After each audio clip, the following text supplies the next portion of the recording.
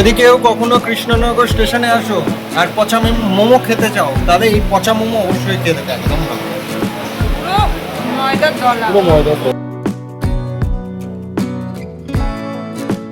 এই উড়ে উড়ে যাওয়ার চক্করে 3 পিস পেয়েছি, 1 পিস খুঁজে পাচ্ছি না। ভিডিওটা দেখে, ও হ্যাঁ ভিডিওটা দেখে কি বুঝবো তারা। Good morning everyone, welcome to রাই hi, welcome to a new blog. এই যে রাত 1টার পরে ফিরেছে এটা, আর দাদামণিও প্রায় আধ ঘন্টা বাদের মতো ছিল, বলো ও আগে ঢুকেছে, দাদামণি আধ ঘন্টা বাদে আবার ফিরেছে। যাই হোক, মানে কত যে দুশ্চিন্তায় ছিলাম আমরা জানি শুধু। কত যে দুশ্চিন্তায় আমরা ছিলাম আমরাই শুধু জানি। এটাকে ঘুম পাড়াতে পেরেছিলাম অনেক কষ্টে, মানে রাত 12টার পরে এটা ঘুমিয়েছে। তারপরে ওয়েট করছিলাম, যাই হোক অনুপ এসে ফ্রেশ ট্রেশ হয়ে খেয়ে দে, তারপর ঘুমোতে পারেনি জানো তো। মানে হয় না যে মনে হয় যে আজকে বোধহয় গেলে সেই ঘুমোবো, কিন্তু ঘুম হয় না, মানে অতিরিক্ত টায়ার্ডনেসও আবার ঘুম আসে না।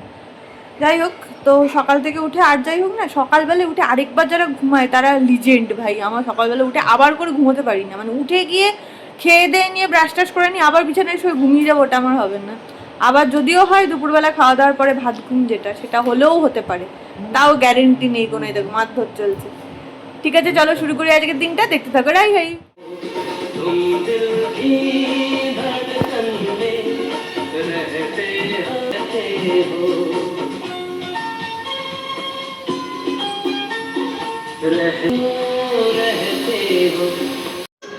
গরমের যেটা সবার ফেভারিট, মানে আমাদের বাঙালিদের অন্তত, কাঁচা মিঠে আম, বিট লবণ দেয়া,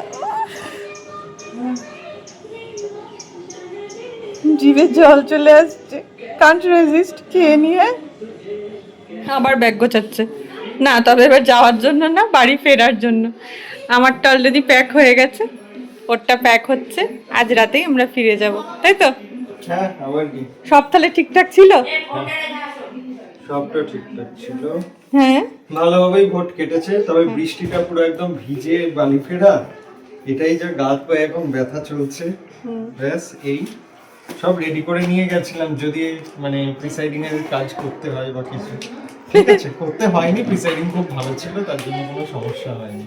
মানে বেঁচে গেছে বলতে পারি। বেঁচে গেছে, আবার কি, আর চিন্তা করে লাভ নেই, কাজ কমপ্লিট। এবার বাড়ি চলো, বাড়ি গিয়ে তো আবার ঝড় শুরু। কাল তো ছুটি, কাল তো মে ডে। হ্যাঁ, কালকে মে ডে, কাল আদরেরও ছুটি, মানে একটা ফুল হলিডে কালকে কাটাতে হবে, বলো। ওটাই চাপে, বাড়িতে থাকা মানেই তো কি কেন কি করি আমি তোমায়? থাকা মানেই তো ঝগড়া, সে তো আমি করি, তুমি আর কি করি। যাক যাক, হ্যাঁ, এটা শুনে তো ভালোই লাগবে। ও মা, তা নিজেরটা নিজে স্বীকার করছো, তোমায় অ্যাপ্রিশিয়েট করলাম। ঠিক আছে, গুছিয়ে না। জুতো পরতে এসছে, তোমরাই কোথায় রেখেছো দেখো, খোঁজো। ওই দেখো নিজেরটা ঠিক খুঁজে বের করেছে। ও কিন্তু জুতো পরতে একটুও ভুলায় না, ঠিক ঠিক যে পরে না। আসছি মা। ট্রেনে উঠে বসে আছি, এই যে প্রচন্ড বৃষ্টি।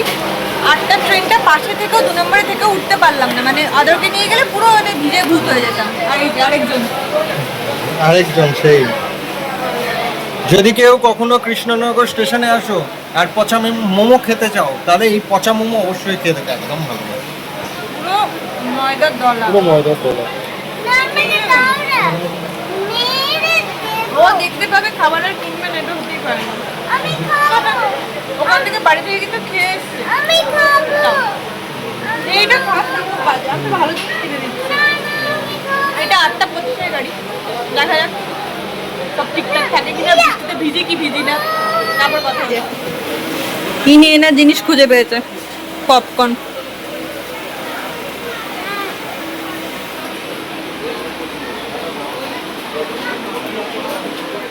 মা দিয়েছে মাছ ভেজে, মাছের ঝোল করবো। দেখো কড়াইয়ে তেল বসিয়ে রেখেছি, আর এইদিকে কোটো খুলতে পারছি না। কোটোটা ঠিকই ছিল, তুমি এর উপর দাঁড়িয়েছো, ব্যাস। আমি দাঁড়িয়েছি কোটোর ওপর, তাই জন্যই তো ভুল। তোমাকে না কিছু বলার নেই, আমি নাকি কোটোর ওপর দাঁড়িয়েছি, চিন্তা করো। এইদিকে 9:30 পৌনে 10টা বাজছে, এইদিকে রান্না না এখন করে কখন খাবো জানি না।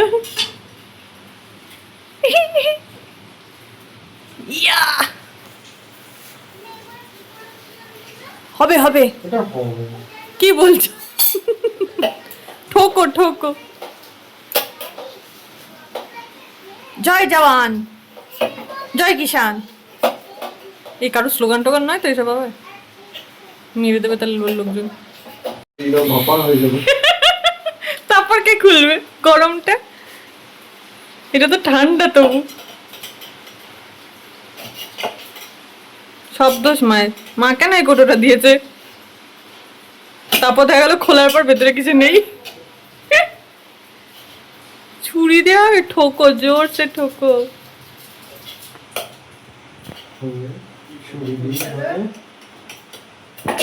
দেখো হাতটা দেখো, স্টিলের কোটো।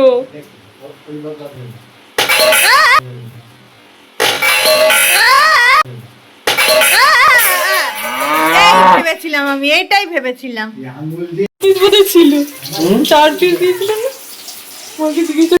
এই উড়ে উড়ে যাওয়ার চক্করে 3 পিস পেয়েছি, 1 পিস খুঁজে পাচ্ছি না। ভিডিওটা দেখ। ও হ্যাঁ, ভিডিওটা দেখে কি বুঝবো? তারা পাওয়া গেছে অবশেষে আরেক পিস। নইলে এখনই শাশুড়ি বদনাম হয়ে যেত। 3 পিস দিয়েছে আমাদের, তাই না? দাও এবার ভেজে দিই। আর ওইদিকে ওটাকে দেখো।